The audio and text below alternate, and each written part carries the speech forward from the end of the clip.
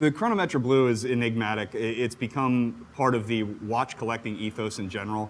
I mean, the dial is the best blue dial in the industry. Best blue dial without a doubt. In Hands the down, industry. the best blue dial. There's no argument about it.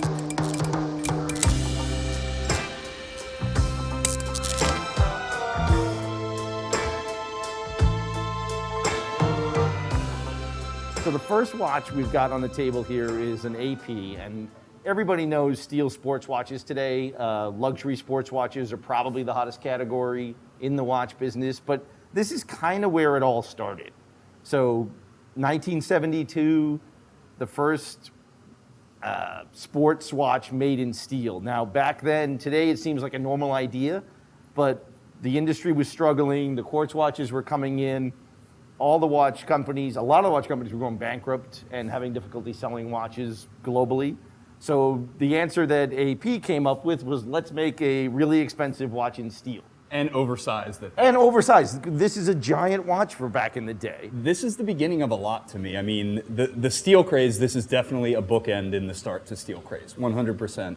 And this is also the integration, just the overall larger case size in general. This watch represents a lot of trend, and I mean, it's amazing. This is an A series, so early in 1972. One of the first ones, right. Amazing.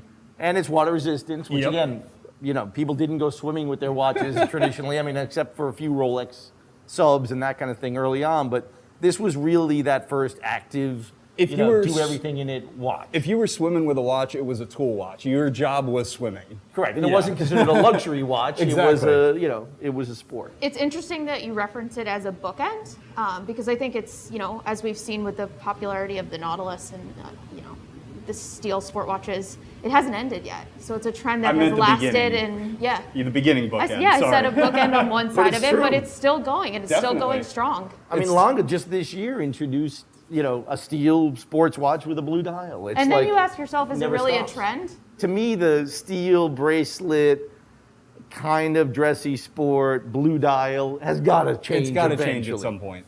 Whether it's a color, whether it's a material, I think you will get into a variation of it. But this, I think, proves it that it's starting to push 50 years. Yeah. And you know, I'm a bracelet guy through and through. I do think the next trend are going to be watches on straps. I think strap watches are going to be a trend that jumps in and doesn't necessarily overtake, but definitely shadows the blue steel on steel a little bit. I think that's going to be something that I comes. think it's interesting though when you're talking about sport watches. You know, a lot of them do come on rubber variations Well, that was now, gonna and be my that next has Very not true. always been something that exists, but it's definitely a trend we see go in and out. I think it's coming more and more, and I think now that Rolex started adopting it, I mean, we see more and more pieces coming out on that rubber Definitely. elastomer Oyster strap, Flex, which yep. is Oyster Flex, which is an amazing system. And to your point, I love a bracelet, but if you had that interchangeability, which some brands have created, Which Cartier is doing a fantastic Really good fantastic job. job of. Vacheron? Vacheron does a Vacheron great did it job with with their it. overseas. Right, so I think we might see more and more of that too. But take us into rubber, Alaina, because I know we've got a couple on the Yes. table, and the big size rubber straps became a thing for a Sure. while. So one of the first brands to do the rubber strap was Hublot. Their Classic Fusion or their Fusion or Classic or The original MDMs, I think, were they were the, horribly integrated. it was the Remember, you had 80s. to It was- measure it and you had to you do had to the unscrew it. screws Yes, and yeah. So they've done a better job, and you know they've come up with those like gummy alligator ones as well that look like alligator on the front and have gummy on the back. So they're comfortable and they're versatile and they're easy to wear. And you know I think we've seen a lot of brands that go through the kind of rubber phase. AP does rubbers. Yep. You know, tons of aftermarket options. People are putting them on Rolex, and Rolex, you know, released their Oyster Flex 2 and has moved into rubbers. But, you know, I think we have seen the shift of big watches and small watches through the years. I do have a feeling we're going to see steel bracelet to rubber strap specifically soon. Whereas right now, like what we were saying with Cartier has the steel to calf to Crocodile, alligator. I think once and Hublot is probably the brand that's going to do it, is just include a rubber strap with a steel bracelet model or something like that. Maybe they won't include it, but make it an accessory that's easy to acquire and meant to go with that particular watch. Yeah, because they always had the rubber straps to go with the Crocs. And they Exactly. did that. And I but I mean- think the other thing that's interesting, the trends on especially in the Panerai, is the whole size aspect. Yeah. Without a doubt. You know, we see watches get big and we see watches get small. you've probably seen the trend go a few more times than we have at your A couple old more age. times. But it never went that, I mean, as big as it got. I mean, it was. Yeah, but it's interesting. Panerai is a brand that's known for making large watches, and in the last couple of years, they've actually sized down. And I don't know if it's a matter of they're ahead of the trend. They know smaller sizes are coming, or if it's just what their consumer wants. But Zenith, back in the day, made a pilot that was 48 millimeters. We see we were talking about things that have gone up into the 50s. Yeah. You see them. If I had to guess, I think we're going to see watches size way back down. I would suspect at some point we're going to see men back in 36 millimeters. I hope so. I hope so. Listen, I know you're a fan. You will not see. I love like big 36. watches. But I think Panerai is a really interesting example because obviously when we think big watches, we think Panerai. Started out as the necessity to make them big, which is cool to me. Correct. Very cool. Same thing with your IWC Pilots pieces. Right. The necessity Functionality. to make them big is the heritage, and that's why ultimately we have them again. But it's interesting, Panerai did a limited edition, extremely limited edition of a 60 millimeter, 60 It's a wall clock on your wrist. It looks, and you can look up pictures online of Stallone or Schwarzenegger wearing them, and it looks big on them. Right, exactly. It's a literal wall clock. It's crazy. But I mean, Panerai, they're a main staple in their line is 47 millimeter.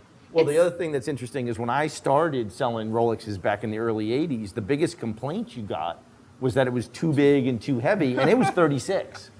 And the Datejust was 36. I mean, you were crazy if you started buying sports models, but the traditional, Pateks were elegant and thin. And Which brings us here, though. Yeah. 39 and 72 is like crazy size. unheard of. Yes. And then the Nautilus in 77 was also a 40.2 millimeter watch. Yeah, until they brought it down. Exactly. And then the next generation, they went 3800. down. Mm-hmm. Right. So it has been up and down for sure. Yes, I've seen a few more times than you have. Yeah. It's interesting when you think about why and how watch trends come to be.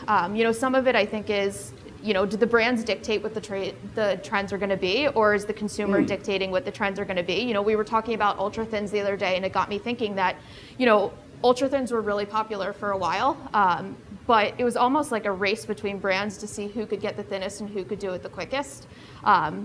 And I think it's just an interesting thing to start thinking about who sets the trends, over in colors of dials. Yeah, so that's a really good point, actually, because one trend that I think is going to see its heyday before, sooner rather than later, I personally think is the green dial trend. So we have here, this is actually kind of two wrapped up into one. Doubles but, down. this is a bronze Oris Big Crown with a green dial, which looks amazing. The green's the right tone, it looks great with the bronze. But is green going to see its heyday long before blue does? The answer is yes. No question about it. No It's question much more about it. limited. It's much more polarizing. Not everybody likes green. Green goes with a little bit less, and green's like my favorite color. And I mean, I just traded my green dial Datejust. So it's not something that necessarily lends itself to a watch dial quite as well as the blue, but it is awesome. It's just going to be a fleeting trend, in my opinion. Well, because the other thing that I find interesting to Alaina's point is I don't think the green dial trend was driven by consumers. I think it was driven by the brand saying, oh, they have a new green, we should have a green. What's coming next? Then I need agree a green. entirely. And next thing you know, in 6 months, every brand has a green. Everybody, yep. And Every it's brand. just, there's too soon to be the market driving it. It's the brands And just non-organic. copycat. It was, Yeah. contrived, and somebody was like, let's make green hit. And it wasn't because consumers drove it or because it was something special. It had heritage like blue dials do. But I do think, in popularity, we're going to see just an interest in colored dials. I think you see it with the Mosers in definitely. particular. Yeah, they've done a great job bringing color into more of a mainstream, because like I look at a brand like Patek or, some of the longer traditional Sure. brands, they would do an occasional blue dial, or they might do a brown dial when they were really feeling wild, but never like a really relief did- engraving. Correct, but you know? never really did those funky colors. And I Yeah, think Oyster Moser's done a great Perpetual, job. Rolex this year released those, and they're all kind of off colors. Like, they're amazing colors, but they're not something you see replicated in a lot of different brands. It will be interesting to see over the next couple years if everybody, follows suit and Doing that starts light blue? releases. Yeah, that turquoisey, Yeah. like, A lot of the other brands, and the other thing that I like about these is, the orange is bronze, which kind of started with Panerai, and then everybody did bronze. And then Journe, went off and did a completely different material. For those of you who don't know, tantalum is extremely difficult to work with in general. You have to retool your manufacturer, your case punches, anything you may use to work with tantalum because of the density. So, what you get out of that is a grayish blue metal with the best blue dial. It's such a cool pairing. And then, this orange really, really does it. We probably stole this from the Only Watch styling. I love but the orange. it's so good. But a couple brands tried tantalum a couple times. Panerai did a couple of models in tantalum. I think Hublot did one at one point. Yes, Alaina brought up the steel and tantalum AP. That's a great two-tone. And actually, that's a good transition. So not to ahead, take move us into out. Rolex too much. So the final thing we think is making a comeback and has been trendy over the years. I want to say 80s. 80s was Yep. 80s. everything was two-tone. I My feel like two-tone sub was everybody's cool. dad has like a two-tone date just from those days. But do we think two-tone's making a comeback? Yeah, I do. I do too. I absolutely do. I guess I third that. So I don't mean to cut you off, but I think when Tudor decided to do a two-tone chrono and a two-tone Black Bay, that was the kind of a marker. Oh, they're doing that, so it's going to make a little bit of a comeback, and not because they did it, but it's making, or rather, they're doing it because it's making a comeback. Tudor's not a brand that's going to make something that just doesn't sell. And obviously, there was an empty space in the market there for that price point and a two-tone watch, and there really is. The interesting thing to me was literally in the 80s when I started, 80% of people's lines was two-tone. Yeah. Rolex was two-tone, a little bit of steel, some gold. Ebel, Cartier was all two-tone. I think the versatility of two-tone is really interesting, especially like as a woman, you wear different jewelry every day. You might wear sterling, you might wear, gold. So to have a two-tone, if you like that matchy look, makes things a lot easier. The price point is much more reasonable than buying an all gold watch. Right. And I think there's some interesting, plays on two-tone now. I don't necessarily think you're seeing this kind of traditional two-tone bracelet, but you're seeing people do things with bezels, like the AP Jewel Time we were talking about, the tantalum, and steel mixtures, like some more unique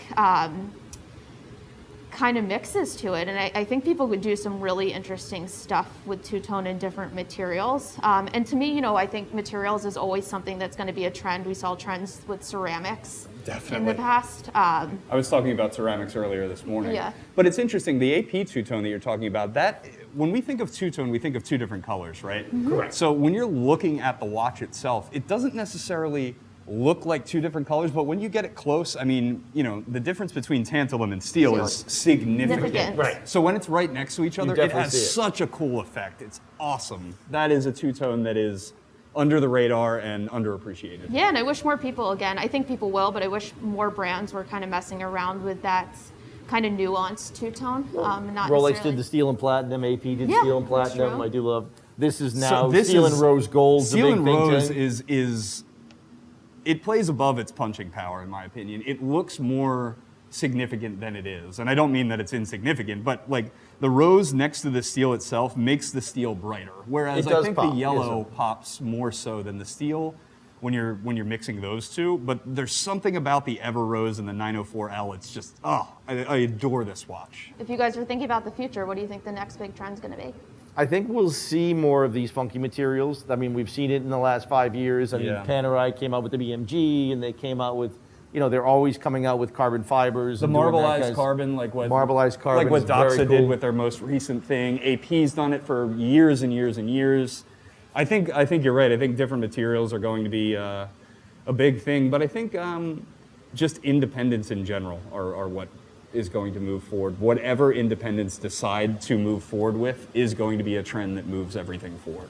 That's my hot take for the. I think that's interesting, and I'm wondering if we're going to ever get full circle, because if you think back to the really early, 50s, 60s, and 70s, a lot of watch companies did bespoke things. Yeah. And you could go to Patek, and I want that movement with a gold case and a black dial. Well, and that's And where you wonder, with the technology we have the ability today, will we get to the point where you can do a bespoke? look at a Laurent certain Ferrier. level? Yeah, they do a lot of it. A lot of bespoke. I think that might become more and more of a trend. That would be because guys amazing. love to be able to, Now- I designed this, I made it, look how cool it is. One That's of a really ones. good point. Right. And to close on this, what does that do to the secondary market? Now, we see Bamford doing one-offs of Tag Heuers, of Zenith, of Bulgari. Right. We don't see those pop up on the secondary market. You have to think, you're customizing a watch for yourself. You're not going to like the one that I make. You're sure as hell not going to like the one that I make. Yeah, but think about what a special experience it would be to work with a brand on it. And I'm sure Yes. Bamford functions in a pretty similar way, where you're going and you're engaging and you're designing it and you're picking Correct. it and you're putting your energy and your love and everything into making this what you want, and then passing that down. Right. Yeah. So, I think the Bamfords are, they're cool. They're, a very specific look, and I'm not sure how they'll, trend over the years. But, going to a brand like, Patek or Journe or somewhere and Could you going to make imagine them. being able to go to Yeah, one of I these mean- small independent watchmakers and It's a dream. customize it? It's a dream. an absolute dream. Hopefully we'll get there.